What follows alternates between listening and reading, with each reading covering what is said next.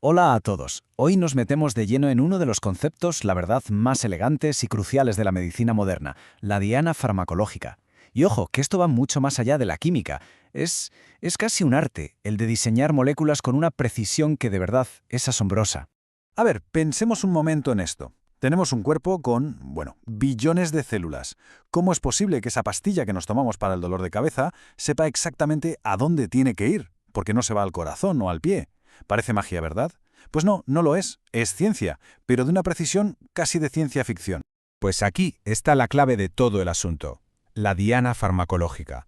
Es, para que nos entendamos, el objetivo molecular específico. Imagina que es como la dirección exacta en un GPS para un paquete. Si no tienes esa dirección, el fármaco se pierde. Y claro, un fármaco perdido puede acabar en cualquier sitio, causando efectos que no queremos para nada. Seguro que a muchos les suena la vieja analogía de la llave y la cerradura, ¿no? El fármaco es la llave, la diana es la cerradura. Sencillo.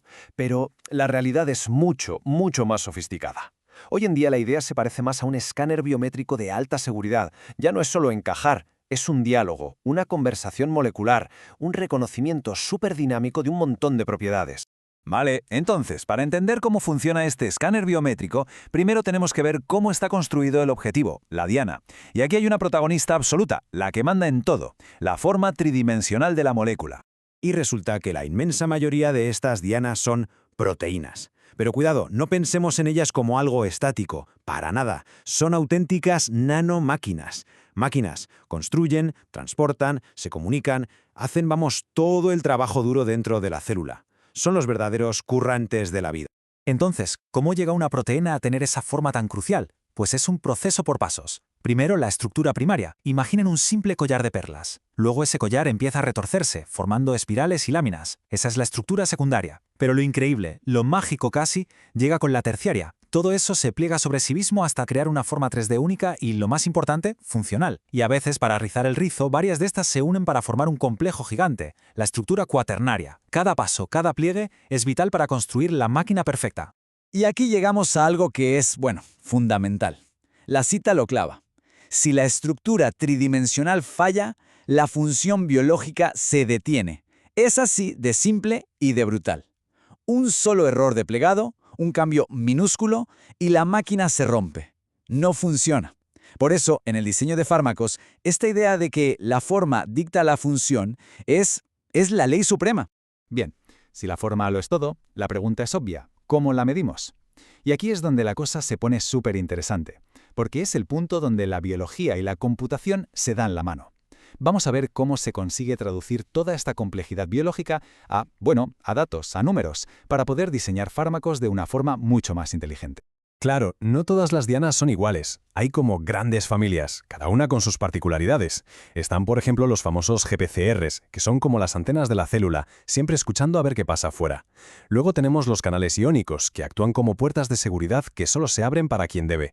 Y claro, cada una de estas familias es un mundo, un reto de diseño completamente diferente. Y para lidiar con toda esta complejidad, los científicos usan una herramienta potentísima llamada QSAR. Sí, el nombre suena a chino, relación cuantitativa estructura-actividad, pero la idea que hay detrás es sencillamente brillante. Consiste en encontrar una ecuación, una fórmula matemática que relacione la estructura de un fármaco con su eficacia. Es como crear un traductor de química a matemáticas, para que un ordenador pueda trabajar y hacer predicciones. ¿Y cómo se consigue eso?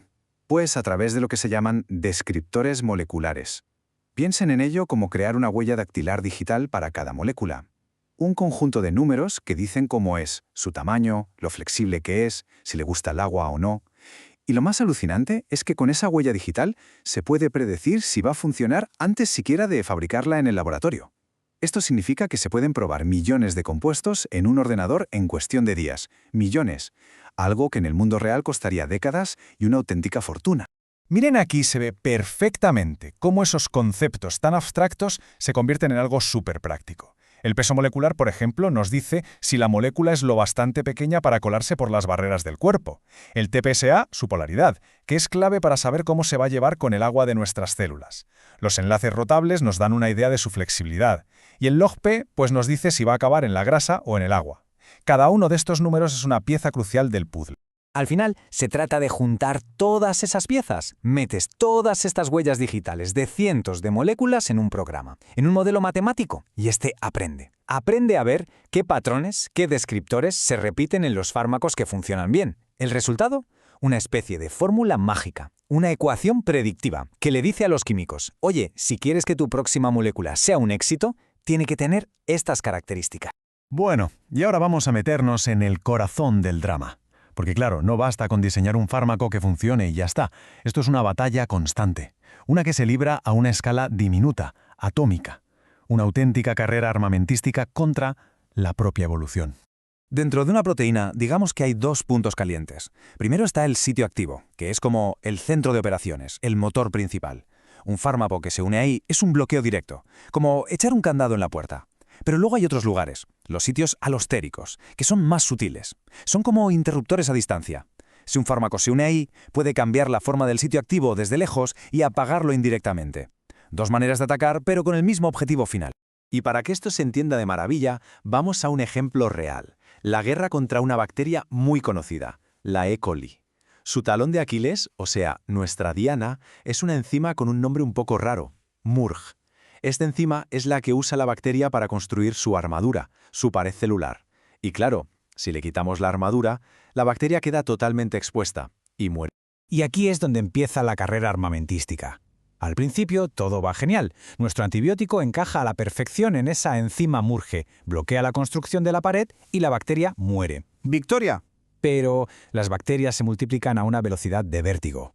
Y con cada copia hay riesgo de errores, de mutaciones. Y basta con que una de esas mutaciones cambie una sola piececita, un aminoácido, en el sitio activo. Es un cambio diminuto, casi nada, pero es suficiente para que nuestro antibiótico ya no pueda agarrarse. Ya no encaja. Y esa bacteria sobrevive y se multiplica. Y así nace una cepa resistente. Y que nadie piense que esto es solo una curiosidad de laboratorio. Para nada. Como bien dice esta cita de un estudio, la resistencia de bacterias como la E. coli es ahora mismo uno de los mayores problemas de la medicina moderna. Esa pequeña batalla a nivel molecular que acabamos de ver tiene consecuencias a escala global. Y son urgentes. Entonces, la gran pregunta es, ¿cómo ganamos esta carrera? ¿Cómo nos adelantamos? La respuesta, como casi siempre, está en la tecnología. Para poder ir un paso por delante de las mutaciones, necesitamos herramientas que nos dejen ver ese campo de batalla molecular con una nitidez que antes era impensable. Y aquí es donde entra en la ecuación la dinámica molecular. ¿Qué es esto? Pues imaginen que en lugar de una foto de la diana, podemos grabar un vídeo en 4K y a cámara superlenta de todo lo que pasa a nivel atómico. No vemos algo estático, vemos cómo se muere, cómo vibra, cómo interactúa todo en tiempo real. Es literalmente como tener un microscopio que ve los átomos en movimiento.